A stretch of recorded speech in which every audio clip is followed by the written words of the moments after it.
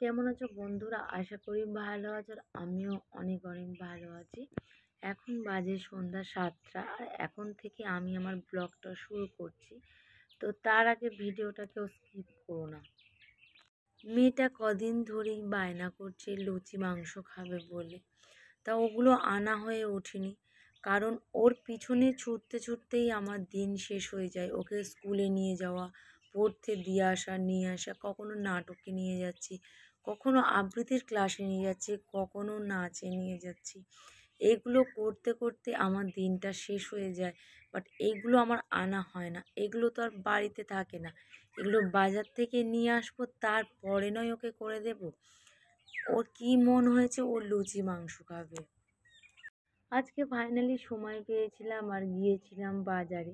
মাংস নিয়ে এসেছি, ময়দা, আটা, তেল এগুলো সব নিয়ে এসেছি, কারণ ও অনেক দিন ধরেই বায়না করছিল লুচি মাংস খাবে বলে।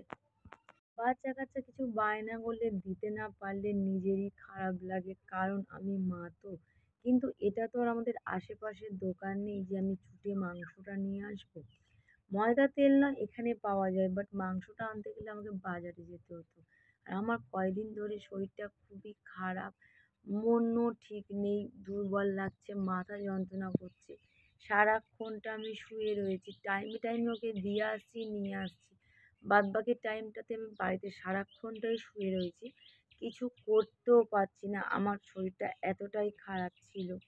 আর আজকে একটু ভালো হয়েছে, আর আজকে ভাবলাম যে এই জিনিসটা ও যেটা খেতে চেয়েছে সেগুলো ওকে করে খাইয়ে দিই।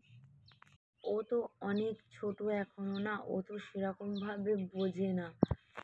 ও ভাবছে আমি চাইলাম লুচি মাংস খাবার, মা আমাকে করে দিল না। ও তো মনে মনে এটাই ভাবছে, কিন্তু আমার শরীরটা এতটাই খারাপ যে আমি উঠে বাজারে যাব সেটাই করতে পারছিলাম না।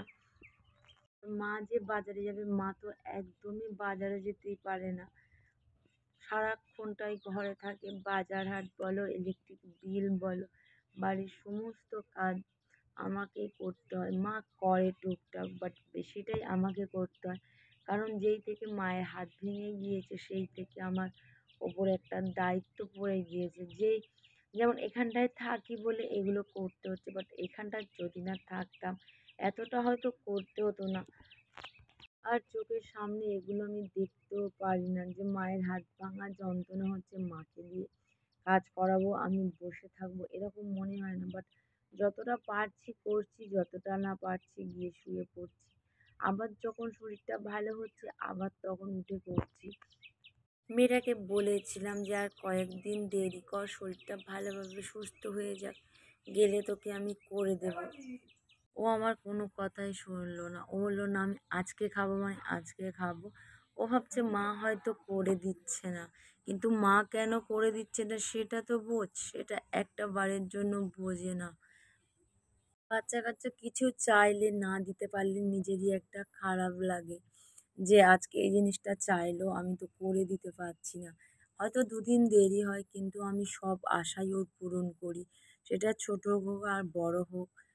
যতটা সামর্থ্য আমার, যতটা পারি আমি ততটা সেইভাবে আমার মেয়েকে আমি দেখি। আমাকে তো রাতে ভাত দিতেই হবে মাস্ট। দুটো একটা লুচি তবুও খাই, কিন্তু রাতে ভাত না খেয়ে একদম থাকতে পারি না। আর এই লুচি মাংস হয়েছে মানে মেয়ে তো একদম ভাতের দিকে যাবে না। মেয়ে একদম ভাত খেতে চায় না, আর আমি তো ভাত ছাড়া এক পা চলতে পারি না। আমাকে কিছু হোক আর না হোক আমাকে ভাত মাস্ট, এটা দিতেই হবে। ২-১ পিস লুচি সবার সাথে খাই, কিন্তু আমি রাতে একদম থাকতে পারি না ভাত না খেয়ে। আমার এমন অভ্যাস হয়ে গেছে আমাকে ভাত খেতেই হবে।